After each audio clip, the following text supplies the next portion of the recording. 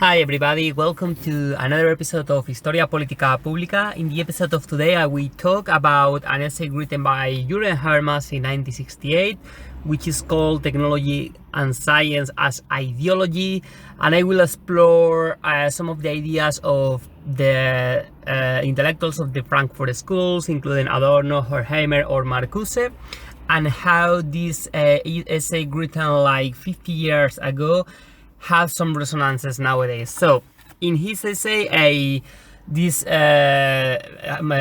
Habermas dedicated to Herbert Marcuse, which had a relation with him as a member of the Frankfurt School. Remember, the Frankfurt School is this social institute that was established in Germany in the 1920s, and after Hitler reached power, many of them were forced to leave the country. So some of them even left earlier, and they based their career in the United States, like Marcuse, Adorno, Horkheimer, or Jürgen Habermas. Although Habermas he was born later on. Now he has 92 years old. So they think, also you had Walter Benjamin, that he died in a camp in France. Another member of the Frankfurt School.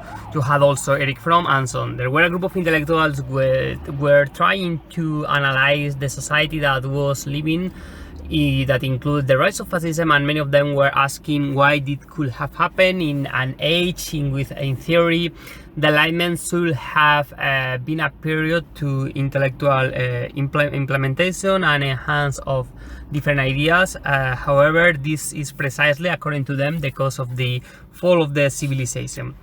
So Jürgen Habermas makes a very interesting comments in his essay. He speaks about social emancipation and how it should be necessary a revolutionary transformation of science and technology in order to free ourselves, but in order to do so, it would be important, according to him, to free nature. And he says, quote, "Only if men could communicate without compulsion and each could recognize himself in the other, could mankind possibly recognize nature as another subject," end quote. In other words, for Jürgen Habermas, it was important to change the cultural paradigm that was in our societies.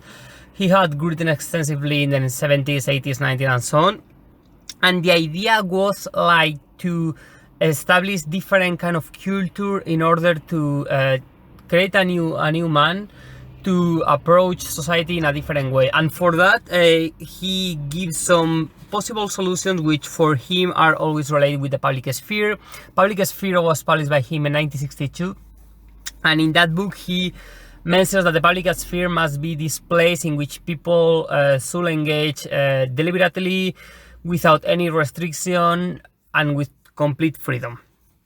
In that sense, we may wonder if Twitter could become nowadays this public sphere, because for Habermas, the approach to change the current system, which is kind of reinforcing capitalism at the cost of the living citizens, it is the fact that through the current societies, the technological levels are increasing our wealth, and henceforth has created a society which is depoliticized. And for that, precisely, Habermas mentioned that the reason why our societies is so pathetic, doesn't want to involve in the public sphere to change society, it is precisely because of technology. In that way, he relates the idea of Marcuse, which in One Dimensional Man, written in 1964, he pointed how the Western societies were able to control the society using technology rather than terror. He wrote these two words with capital T, mention obviously to the French Revolution and the reign of terror, and technology as something of contemporary society, and how through controlling the masses, the method of surveillance, being aware of how people is in every place with the location of the phones and so on, the states and the elites are able to submit the population, not without violence, not without the use of force, but rather with a kind of legitimization consensus which has been created in society by the different attitudes of the people, the habitus, and so on, which I spoke about that in the episode about Quasi Anthony Appiah. In that sense, Habermas points that the process of the development of the productive forces can be a potential for liberation, but only if it does not replace rationalization on another level. So, we need to remove the restriction on communications, avoid the dominion of technology by a bunch of people, but we cannot be those who control that technology, but rather it must be a kind of consensus between the whole population in order to create a free space to debate with other people, a space in which there is time for the dialogue, the consensus, trying to establish mechanism to speak about arguments in a kind of measured way, not like Twitter, for instance, because you can only write 140 characters, and that makes that you want to sum up your point so much that will probably lose its substance.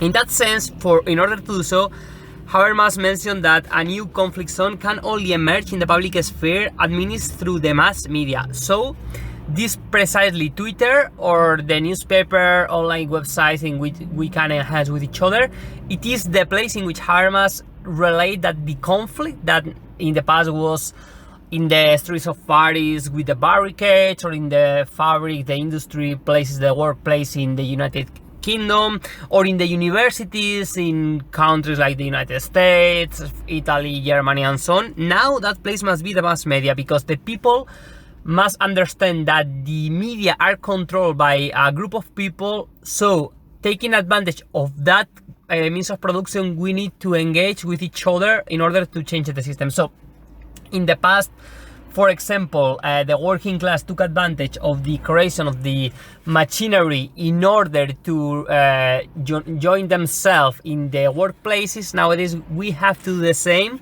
but in the online sphere.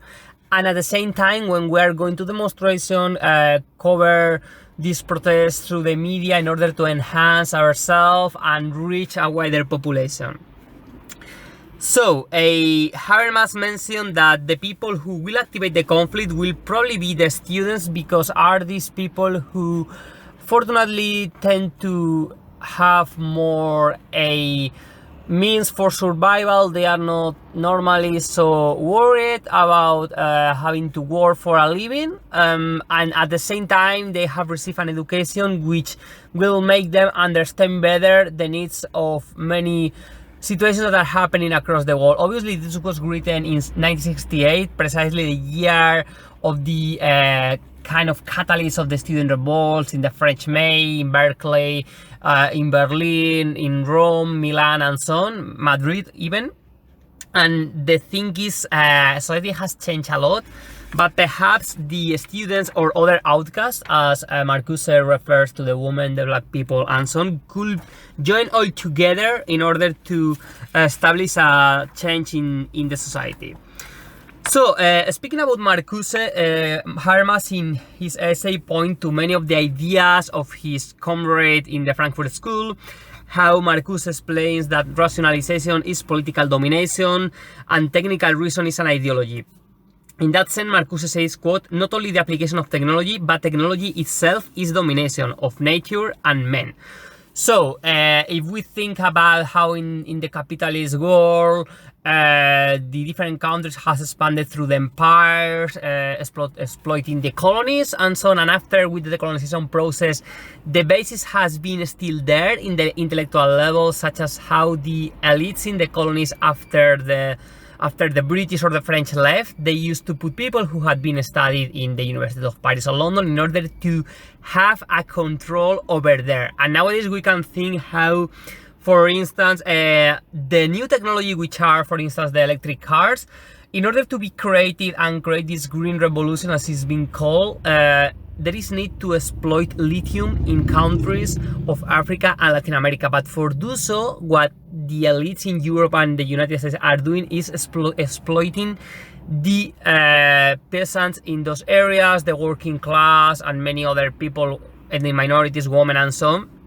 in order to reach these precious materials to create cars and other kind of modern technology and sell in the market, and obviously staying with their surplus there, which is obviously having some benefits for the upper class in Europe and Western and the United States, but at the cost of exploiting the people in Africa or Latin America.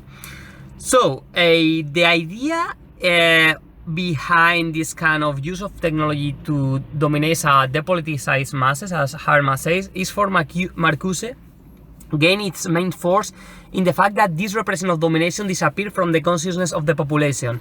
In other words, people do not see that they are being oppressed by the use of technology being led by the elites or by the media newspaper. So people are reading newspaper, watching news, and believe that they have a kind of unbiased approach to the world where there is always interest behind that.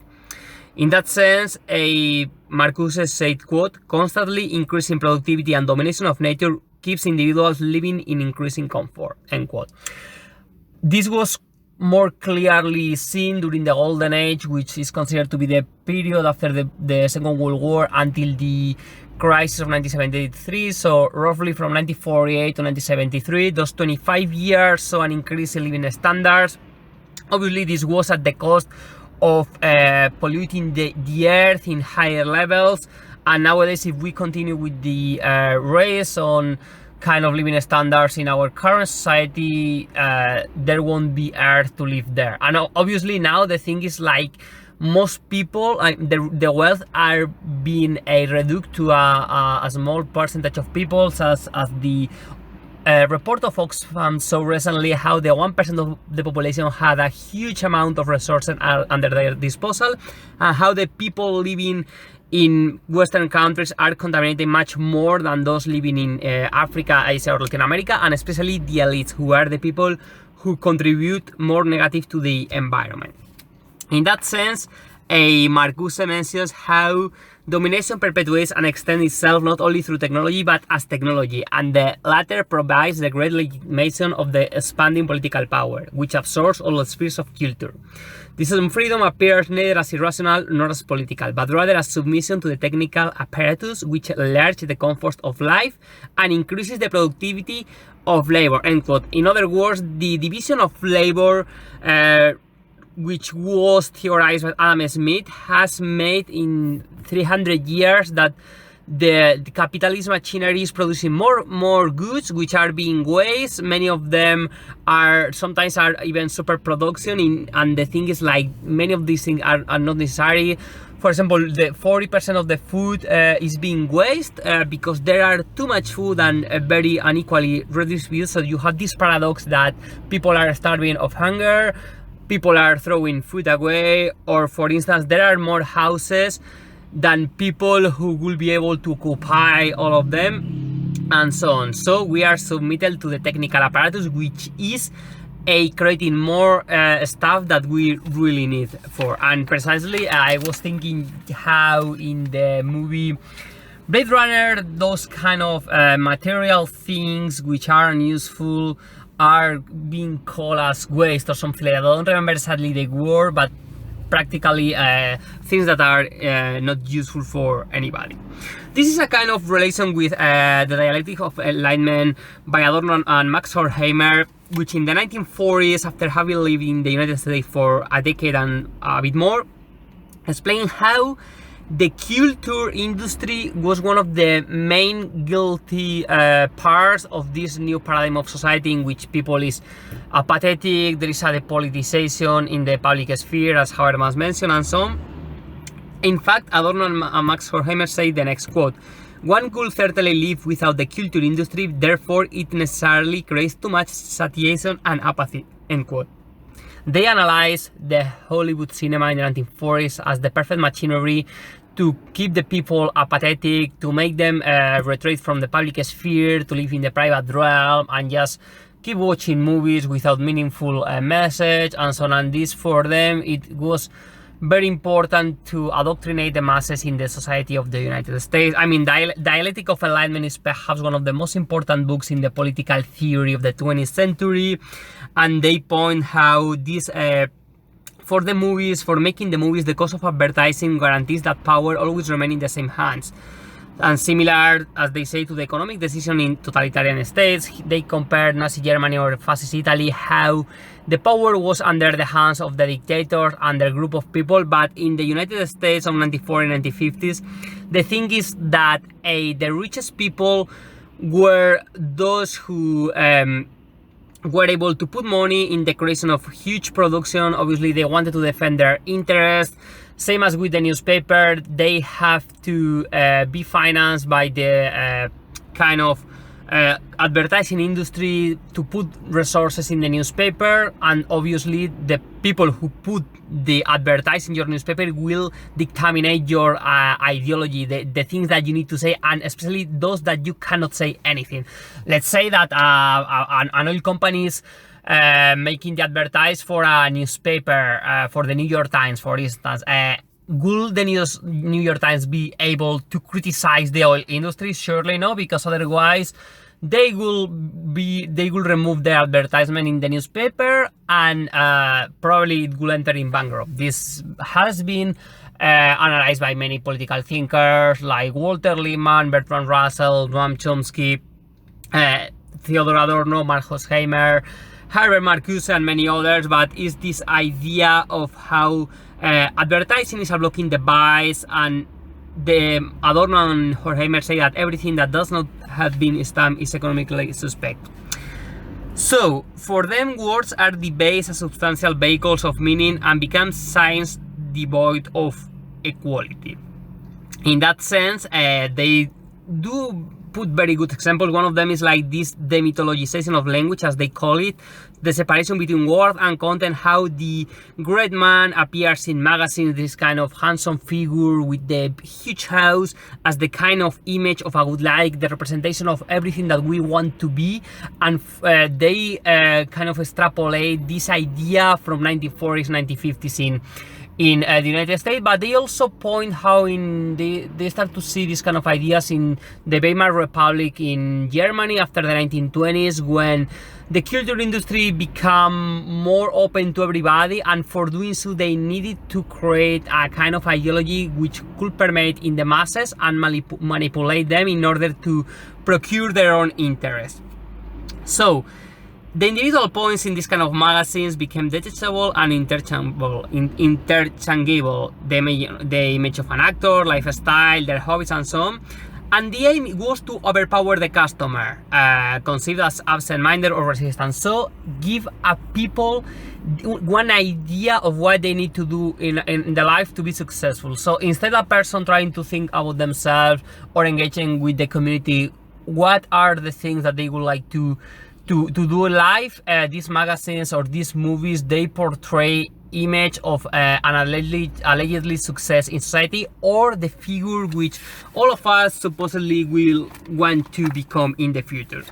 So Marcuse, one-dimensional man, Jürgen Habermas, this essay, technology and science as ideology, plus the dialectic of enlightenment, Adorno and Max Horkheimer, portray a reality in which how technology has permeated so much in our life that we cannot realize what is those ideas that we want to pursue, or rather if we have been influenced since we were kids by the Hollywood movies, which according to Adorno and Horkheimer are the master in that field, or if we have still able to the possibility to create a new system in order to change the technology and so on. For Habermas and Marcuse, the answer was yes. We just need to establish a social emancipation, a revolutionary transformation of science and technology in order to free ourselves and at the same time to free nature, and henceforth create a public sphere which is out of any restriction, had a kind of horizontal system without hierarchies, and this is the solution, which is obviously more easy to say than done, that proposes the intellectuals of the Frankfurt School.